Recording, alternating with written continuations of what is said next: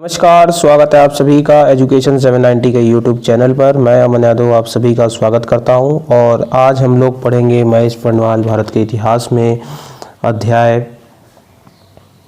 9 को, जो कि है आपका ईरानी और मकदूनियाई आक्रमण। ठीक है, इसके बारे में आज हम लोग पढ़ेंगे। अगर तब तक आप हमारे वीडियो को लाइक कर दीजिएगा और चैनल को सब्सक्राइब कर दीजिएगा। चलिए स्टार्ट करते हैं। तो सबसे पहला जो है हमारा ईरानी आक्रमण, ईरान के द्वारा जो हमारे देश पे आक्रमण किया गया था। चलिए उसके बाद पढ़ते हैं। फर्स्ट पॉइंट, जिस समय मगध के राजा अपना साम्राज्य बढ़ा रहे थे, उस समय ईरान के हकमनी शासक भी अपना राज्य विस्तार कर रहे थे। ईरानी शासक दारयावहु डेरियस प्रथम 516 ईसा पूर्व में पश्चिमोत्तर भारत में घुस गया। उसने पंजाब, सिंधु नदी के पश्चिम के इलाके और सिंध के कुछ क्षेत्रों को जीतकर अपने साम्राज्य में मिला लिया। चलिए आगे देखते हैं। यह क्षेत्र फारस ईरान का 20वां प्रांत या क्षत्रपी बन गया।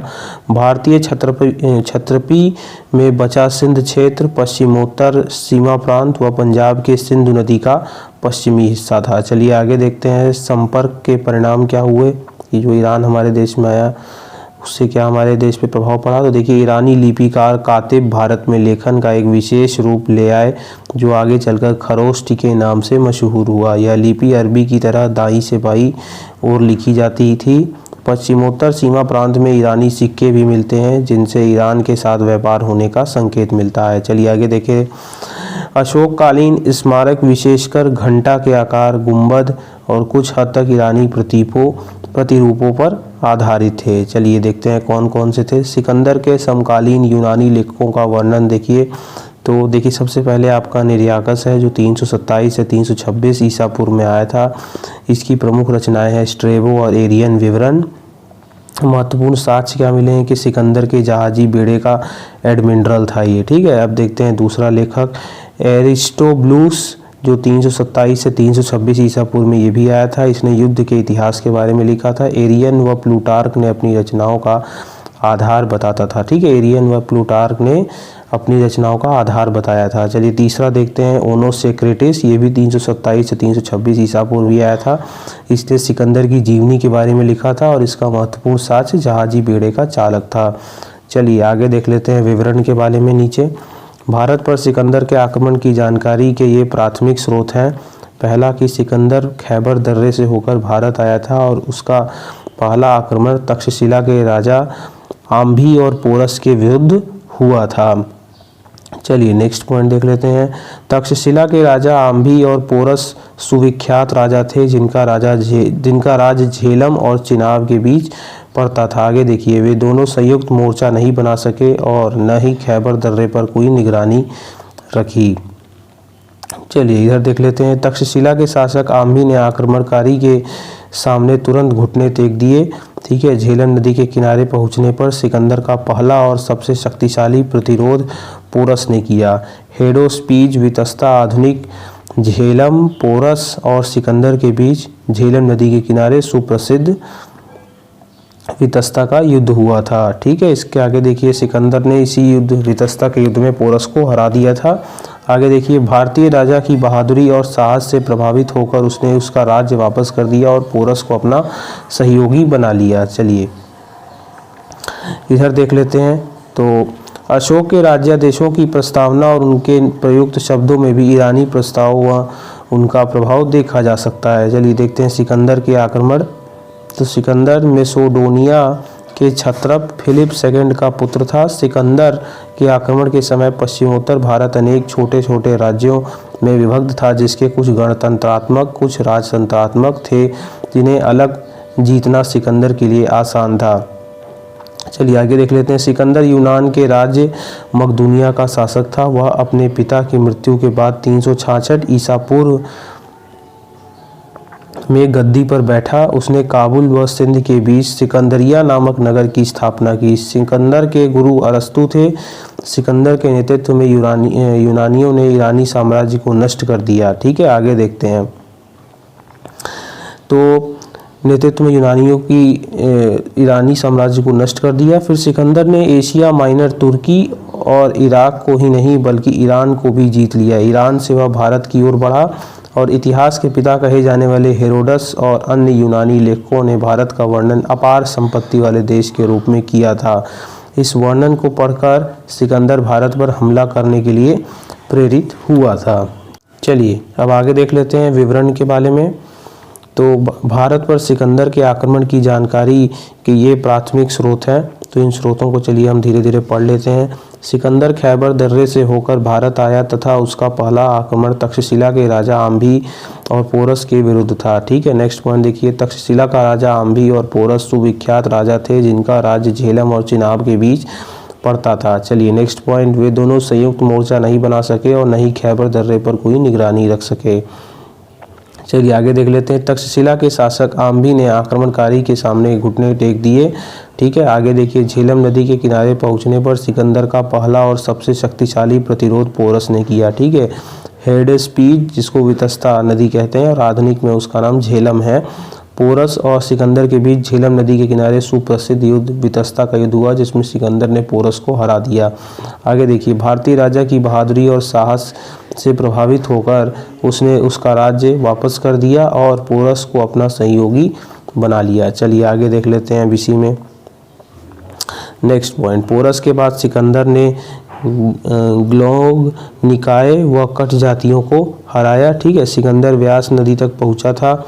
आगे देखिए। वह पूरब की ओर भी बढ़ना चाहता था परंतु उसकी फौज ने उसका साथ देने से इनकार कर दिया। यूनानी सैनिक लड़ते लड़ते थक गए थे और बीमारियों ने उन्हें घेर लिया था।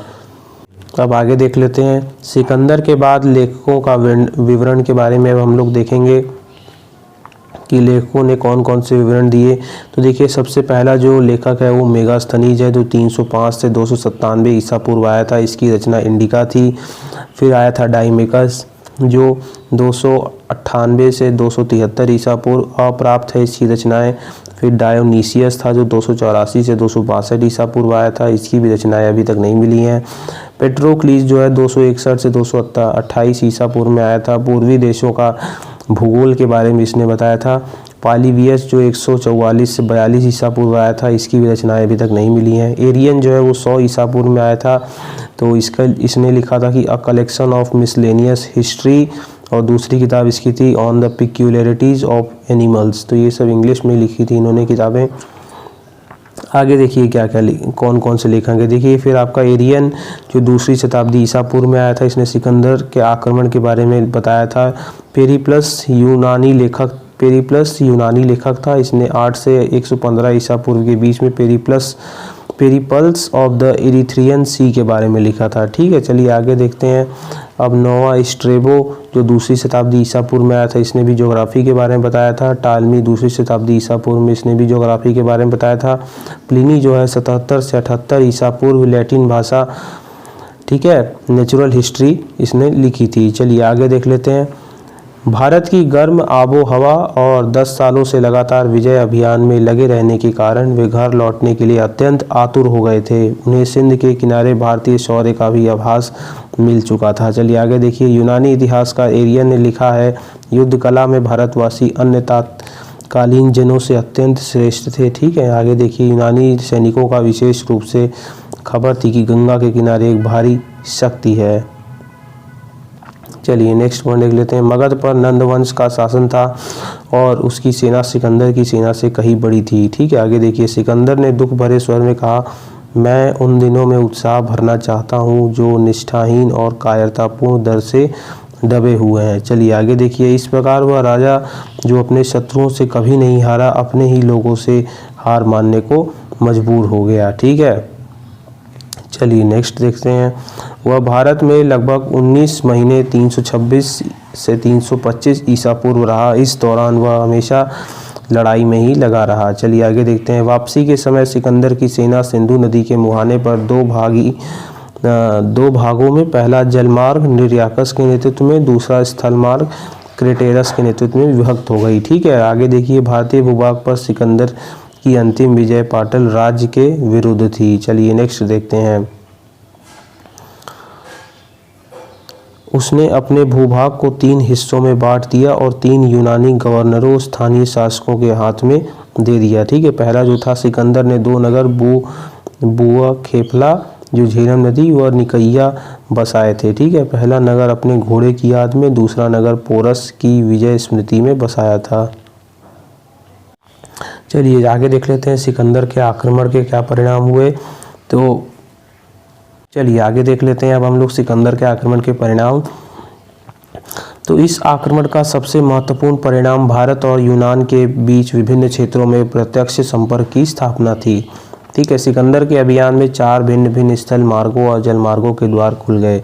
ठीक है, भारत में गांधार शैली की कला जिसका विकास द्वितीय शताब्दी ईसा पूर्व में हुआ वह यूनानी प्रभाव का ही परिणाम है। आगे देखिए, इससे यूनानी व्यापारियों और शिल्पियों के लिए मार्ग प्रशस्त हुआ तथा व्यापार की तात्कालिक सुविधाएं बढ़ गईं। ठीक है, आगे देखिए, आक्रमण के फलस्वरूप इस इलाके में यूनानी उपनिवेश स्थापित हुए। चलिए आगे देख लेते हैं।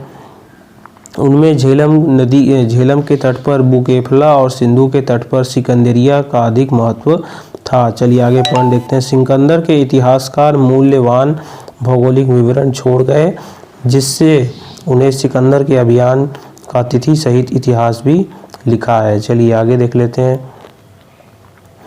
इससे हमें भारत में हुई घटनाओं का तिथि क्रम तैयार करने में सहायता मिलती है। चलिए तो आगे देख लेते हैं हम लोग नेक्स्ट पॉइंट। सिकंदर के इतिहासकार हमें सामाजिक और आर्थिक स्थिति के बारे में भी महत्वपूर्ण जानकारी देते हैं। ठीक है, वे हमें सती प्रथा, गरीब माँ बाप द्वारा अपनी लड़कियों को बेचने और पश्चिमोत्तर भारत के उत्तम नस्ल वाले गाय बैलों के बारे में बतलाते हैं। चलिए आगे देख लेते हैं हम लोग। पश्चिमोत्तर भारत के छोटे छोटे राज्यों की सत्ता को नष्ट कर सिकंदर के आक्रमण ने इस क्षेत्र में मौर्य साम्राज्य का विस्तार मार्ग प्रशस्त किया। ठीक है, आगे देख लिए लास्ट पॉइंट है इस चैप्टर का। सिकंदर के आक्रमण के समय मगध के नंदवंशी राजा के पास 20,000 घुड़सवार सैनिक, 2 लाख पैदल सैनिक, 2,000 4 घोड़े वाले रथ और लगभग 6,000 हाथी थे। तो दोस्तों ये चैप्टर यहीं समाप्त होता है और ये इतना छोटा इसलिए क्योंकि ईरानी और मकदूनियाई आक्रमण से बहुत कम क्वेश्चन बनते हैं और ये एग्ज़ाम की दृष्टि से इम्पोर्टेंट तो है, जैसे कि वो बुआ केफला नगर और निकैया नगर, बस इन्हीं से क्वेश्चन बनता है और यूपी पीसीएस और उनमें और अच्छे क्वेश्चन बनते हैं, बहुत ज़्यादा तो नहीं बनते। ठीक है, तो इसलिए छोटा चैप्टर है। तो दोस्तों आज का वीडियो यहीं समाप्त होता है। अगर ये आपको अच्छा लगे तो इसको लाइक कर दीजिएगा और चैनल को सब्सक्राइब कर दीजिएगा। तब तक के लिए दोस्तों बने रहिए चैनल के साथ। जय हिंद, जय भारत।